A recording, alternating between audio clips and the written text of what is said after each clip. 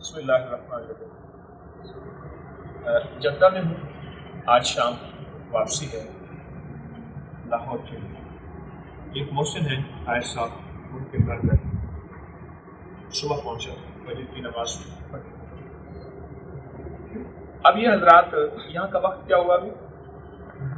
2:45۔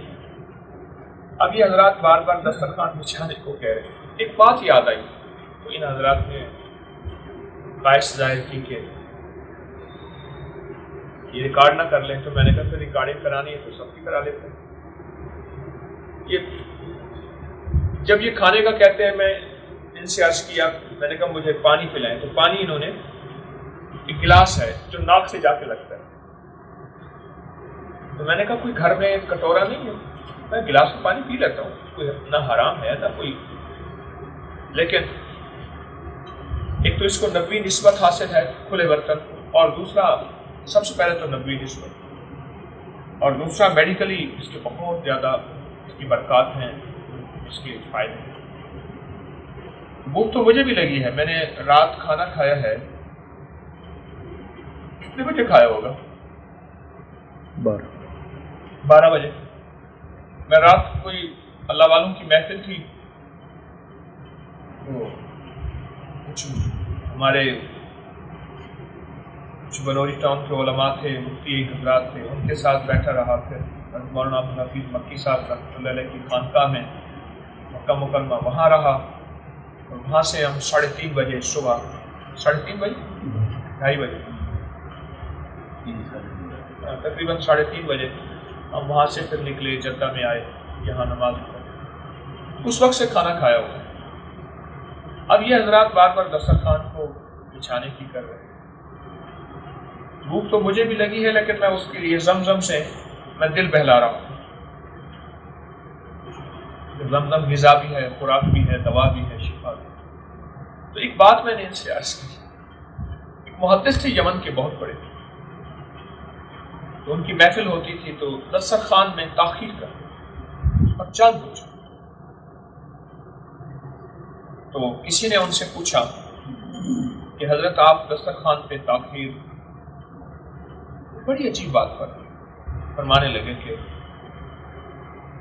اصل میں 2 دسترخوان ہوتے ہیں، ایک روحانی دسترخوان، ایک یہ جسمانی ہے جس کی آپ بار بار یاد دہانی کرتے ہیں۔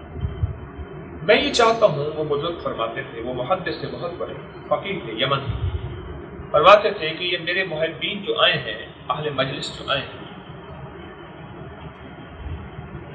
یہ روحانی دسترخوان سے ان کا دل نور سے، اللہ کی نور معرفت سے اتنا زیادہ مزین ہو جائے کہ یہ ان کا دل پہلے نور سے بھر جائے۔ وہ اس وقت بھرے گا جب پیٹ خالی ہوگا۔ روزے سے کیوں زیادہ نور ملتا ہے؟ پیٹ خالی۔ روزے کی بہت زیادہ عظمت کیوں ہے؟ عبادات، ساری عبادتوں میں فرمایا یہ اجر، یہ اجر، روزہ واحد ہے کہ اس کا اجر خود میں ہوں، بس باقی ختم ہو گئی۔ پھر یہ جہاں چیز ہے کیا؟ لوح قلم تیرے، جب میں ہی ہوں۔ وہ پیٹ خالی، بھوک مجھے بھی لگی ہوئی ہے، رات 12 بجے، 12 گھنٹے ایک ہو گئے، 12 اور 13 14 15 گھنٹے ہو گئے کھانا کھائے، بھوک مجھے بھی لگی۔ میں نے آپ کے اپنا وزن جو ہے چیک کیا تو میرا 2 کلو وزن کم ہوا ہے، ہونا چاہیے۔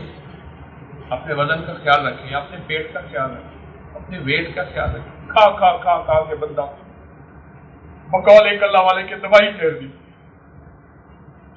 تو روح اور روحانیت، تو پہلے ہمارا دل بھرے نور سے، روحانی دسترخوان۔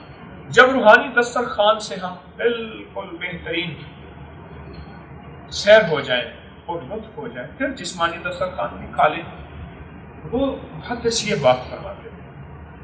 تو آپ حضرات اصل میں بار بار دسترخوان بچھانے کا کہہ رہے ہیں، تو آپ کو بھی بھوک لگی ہوگی، مجھے پتہ ہے۔ کیا لگی؟ تو زہریں لگی ہے۔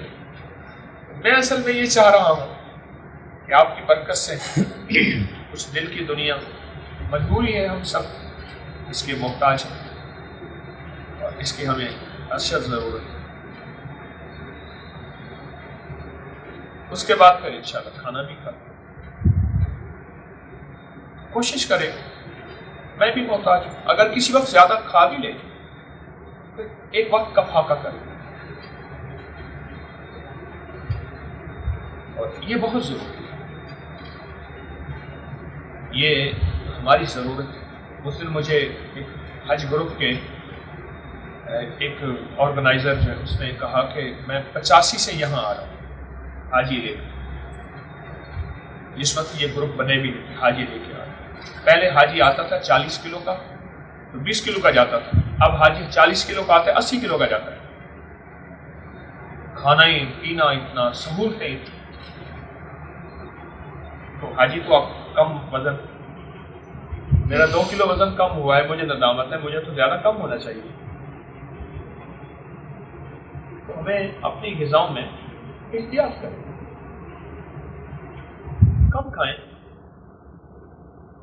اگر زیادہ کھا بھی لیں تو فاقہ کریں۔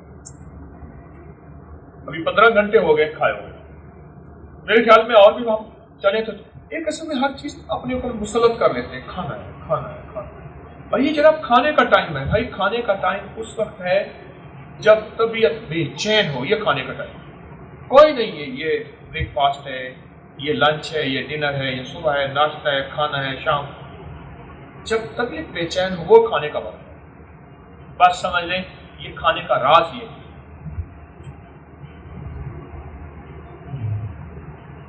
کیا ہے جزاک اللہ۔ جدہ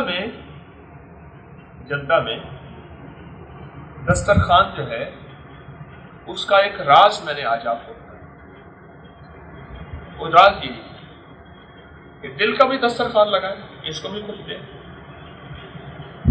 اس کی روشنی، اور میدے کا بھی ٹھیک ہے، لیکن ایسا ہو کہ کچھ فاقہ بھی انشاءاللہ اس کی ہم مشق کرتے رہے، کم کھانے کی مشق کرتے۔ بیمار ہونے کے بعد پرہیز شروع ہو گیا، ہونے کے یہ کھانا ہے یہ کھانا، میں تو بیمار ہوا کیوں؟ تقدیر غالب ہے، اللہ چاہے ساری پرہیزوں تو بیماری کر، اللہ ہر چیز پہ غالب ہے، لیکن اللہ نے دنیا کو دارالثواب بنایا۔ ہم عموماً جو احتیاط کرتے ہیں نا بیمار ہونے کے بعد کرتے ہیں، بیمار ہونے سے پہلے مجاہد ہوتے ہیں کھانے پینے، حالانکہ مجاہد تو نفس کے مجاہدہ ہوتا ہے۔ اللہ یہ چیز مجھے بھی دیا۔ السلام علیکم۔